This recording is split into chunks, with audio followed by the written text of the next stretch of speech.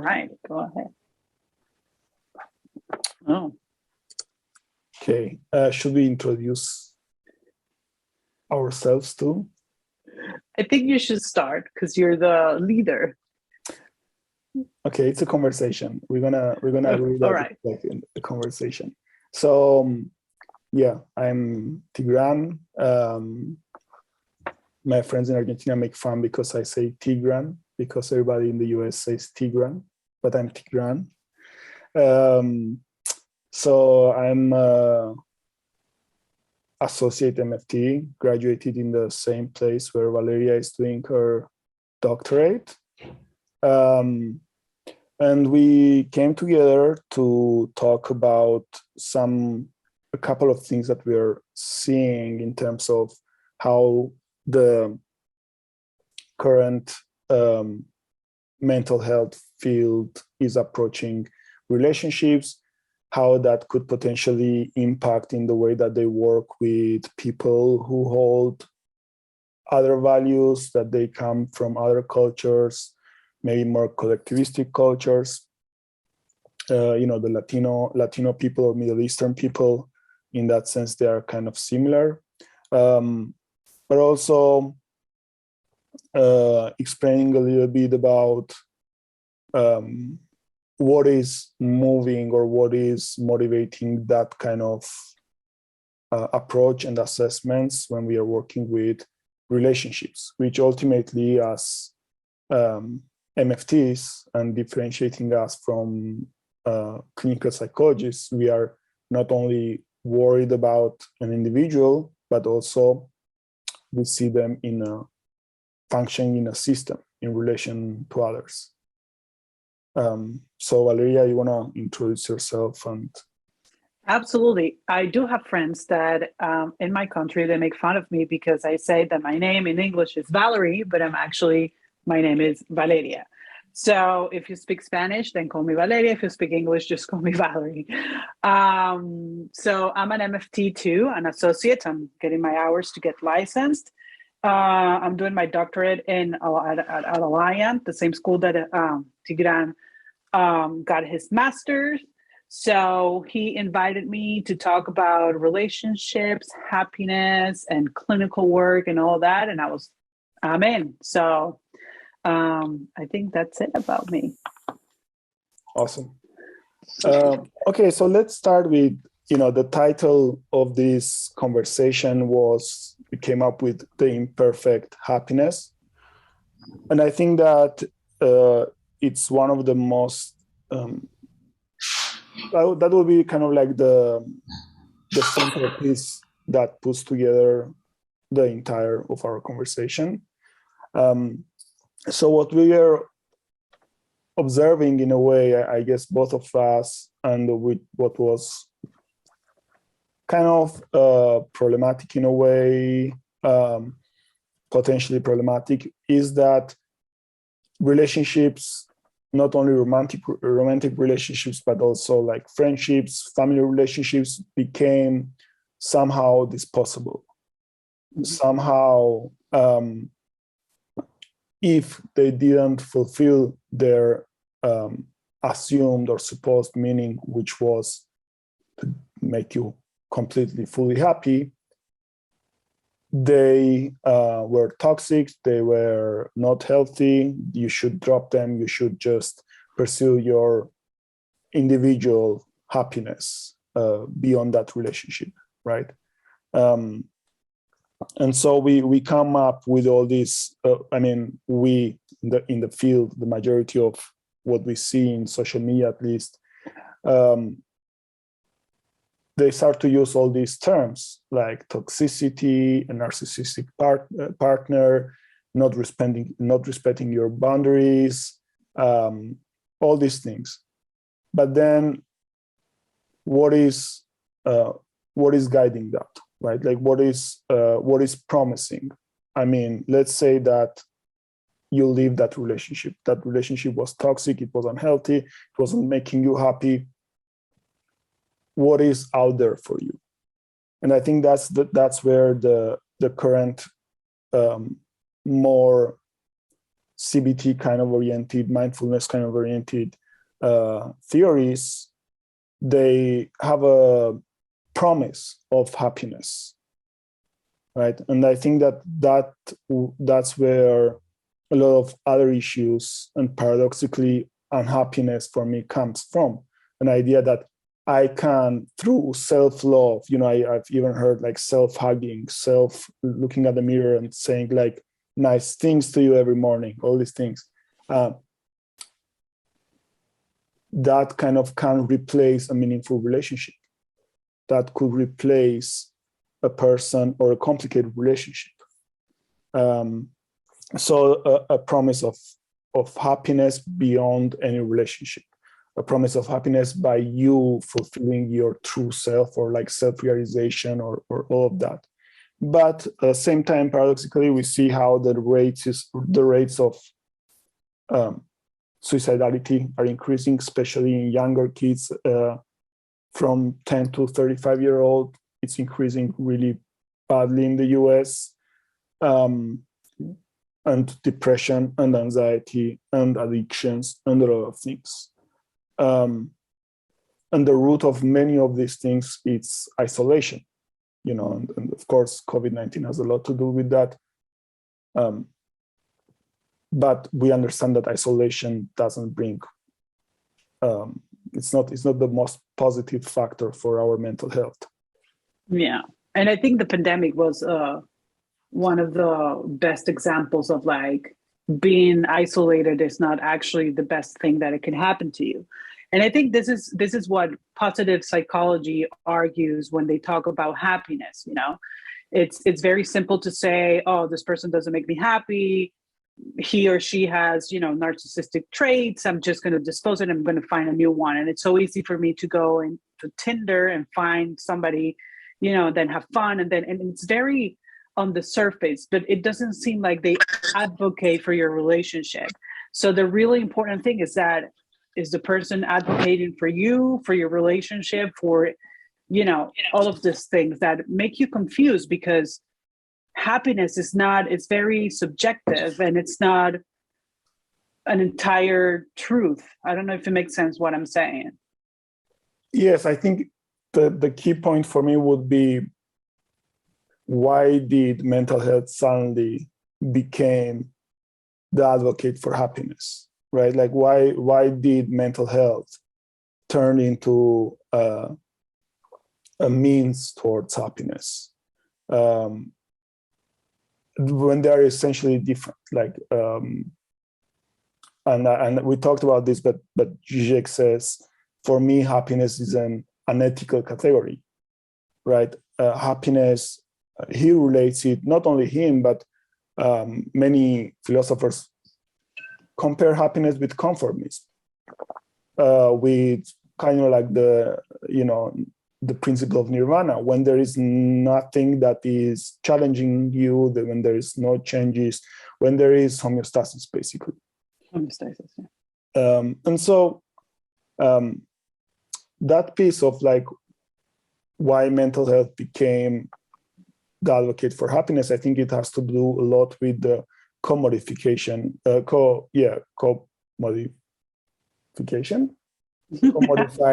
commodified mental health theory, well, not theories, but practices. And I think also what they proclaim is happiness equals freedom, equals experience everything you can. As life is short, what you can do, you should be like engaging in, exploring your sexuality as much as you can, exploring your possibilities, So there is like an old argument about relationships being a way of being consumed by your partner, right? Like this is the marriage being an institution of the capitalism, right? Like you are married and you have to work hard to maintain your family, plus religious values. But nowadays it's a little bit different.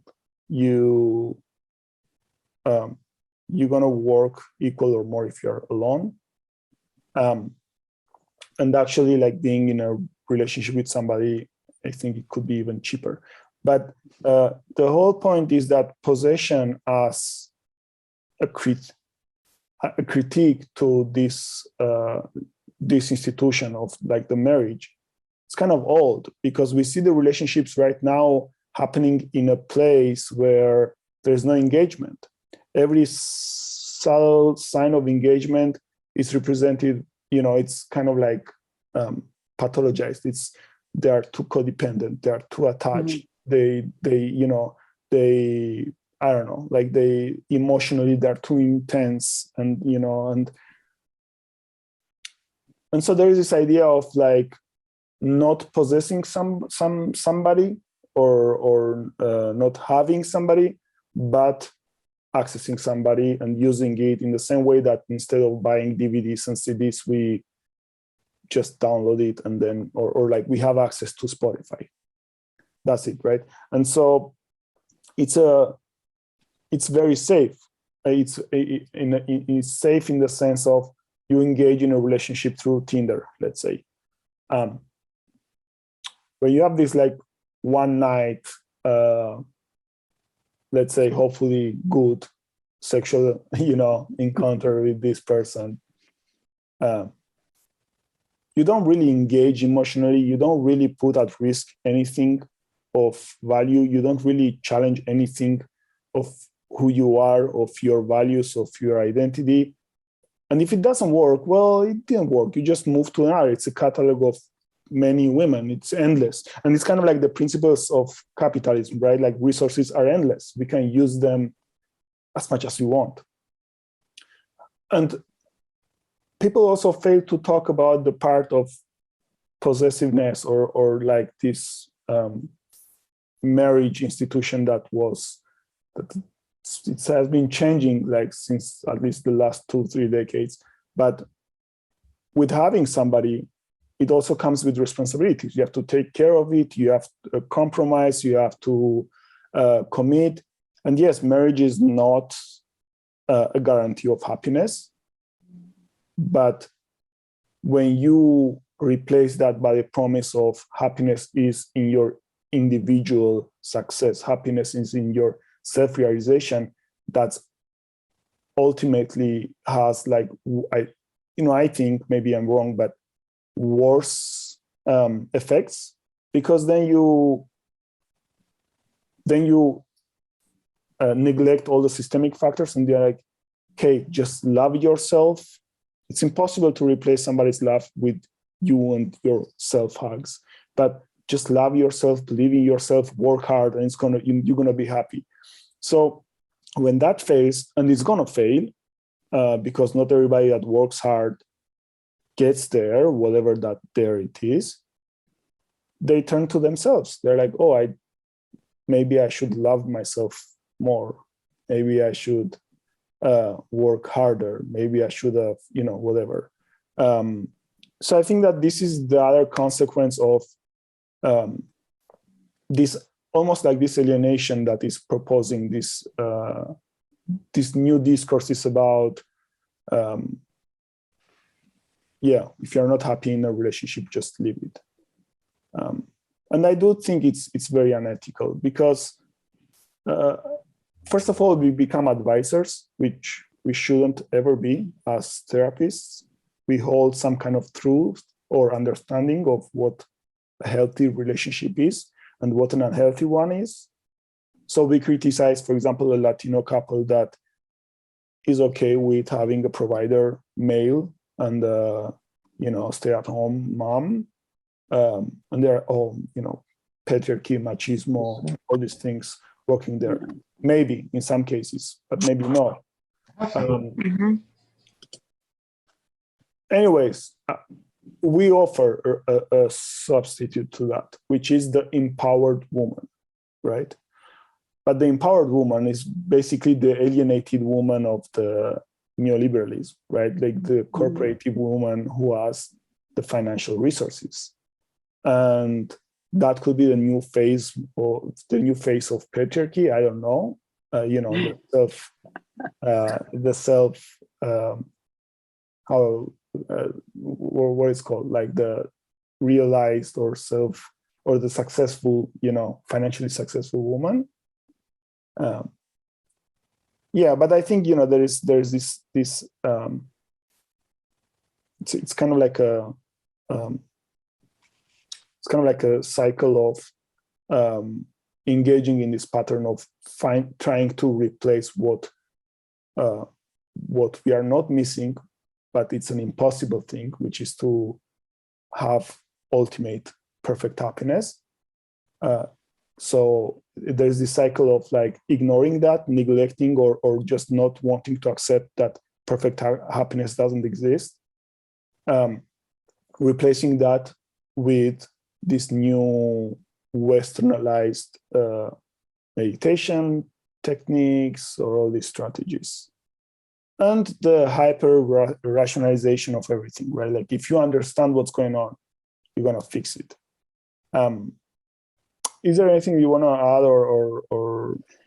Well, I couldn't help but think about the Latino families that I have as a clinician, that they do work in the hierarchy way, I guess, and it's very, like, I feel like it's the society is pushing, well, not society, but I guess I'm getting pushed a lot by this, everything is so patriarchy, like the man and all of this, when in reality, I feel like it's not for everybody. Not everybody is actually engaging with that discourse, because there are couples that I have had, and that's, Minuchin, which is somebody that sometimes I use for couples because the structure is really important in their family. And by rearranging the structure is when you want to create change. So it's important to understand that we shouldn't marry an entire idea, either patriarchy or feminist, they are gray colors that we can see. And I think the biggest mistake for clinicians in mental health is marrying one idea. And what I say is correct and what you say is wrong. So therefore, my clinical eye is actually going to hurt my clients, because you need some kind of flexibility. You need to think of outside the box in order to gain a more holistic view of the individual, and I feel like that's missing in the field. Especially because I think that we have way too many MFTs that really don't understand the systemic approach and how you have to think systemically. You cannot see an individual in isolation. So when you are talking to a couple, you need to pay attention to those, discourses that they have individually to see what's going on in their relationship, because they do have a family of origin, and then they have a family of origin, and they have impacts everywhere. So you need to get a map of that. And I feel like that's lacking. And yeah, go ahead. You were going to say something. No. I agree with that. I was thinking about this again, these ideas of like,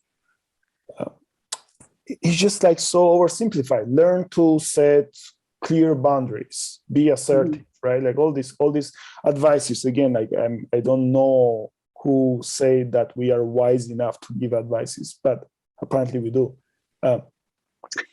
What if, like, this person that you're trying to set a boundary with, try to do that in an Armenian or in a Venezuelan, or like in a more collectivistic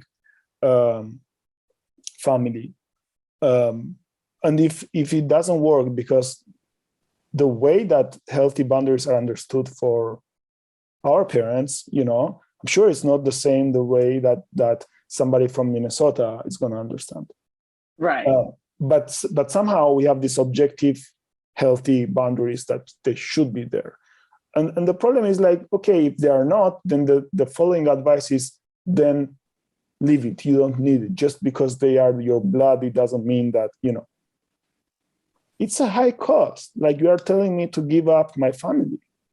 And what are you offering me instead? To be what? Like an Instagram influencer, And then that's where I think the commodity, the idea of commodity has changed. Maybe early on, like a couple of decades ago, having a family was a representative, had a commodity value, like a symbolic value of who you are as a person.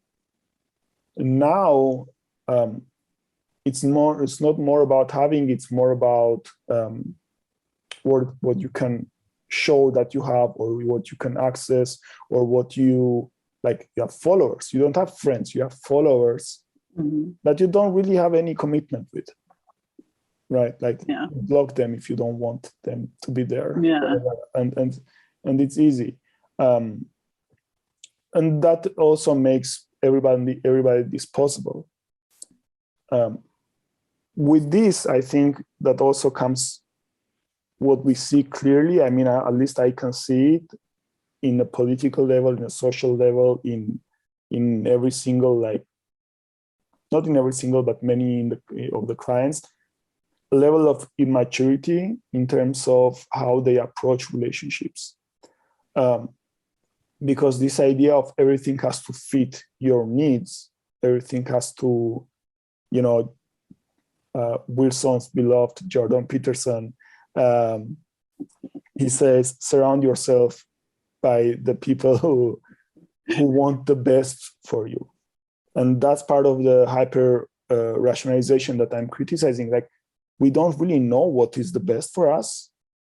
And we cannot even really know for sure if the person that is there wants the best for us. The only way to know that would be, let's say, if they gave us what we want, right? If they agreed with us, if they pushed us towards one direction that we think that it's the best one. But we don't know that. And whenever we approach to this thing that we think that we wanted, we realize that it wasn't it. And so we change it to another object, and then we change it to another object.